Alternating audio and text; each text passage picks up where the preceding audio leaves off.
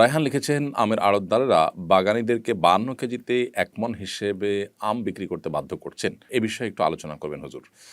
ভাই রায়হান, এই বিষয়টি আমাদের চোখে পড়েছে যে আমের ক্ষেত্রে আড়তদাররা বাগানীদেরকে 52 কেজিতে মণ হিসাব করতে যে বাধ্য করে থাকেন, সেটি সুস্পষ্ট জুলুম এবং অবিচার। এবং এই 52 কেজিকে মণ হিসাব করতে গিয়ে যে 12 কেজি অতিরিক্ত নিচ্ছেন, এই 12 কেজির পাওনা কিয়ামতের ময়দানে কড়ায় গণ্ডায় বুঝে নিবেন পাওনাদাররা, অর্থাৎ আমের বাগানীরা। তাদের প্রতি এই জুলুম কোনোভাবেই মেনে নেওয়া যায় না। যাদের মধ্যে আল্লাহর ভয় আছে তাদেরকে আমরা অনুরোধ করবো, আল্লাহর ওয়াস্তে এই অন্যায়, এই অনাচার করবেন না। তাদেরকে দুর্বল পেয়ে অথবা তাদেরকে বাধ্য করে 12 কেজি আম আপনি নিবেন আর সেটা আপনি দাম পরিশোধ করবেন, এটা জায়েজ নয়। নবী করিম সাল্লাল্লাহু আলাইহি ওয়াসাল্লাম বলেছেন, লা ইয়াহিল্লু মালু ইমরিইন মুসলিমিন ইল্লা বিতিবি নাফসি।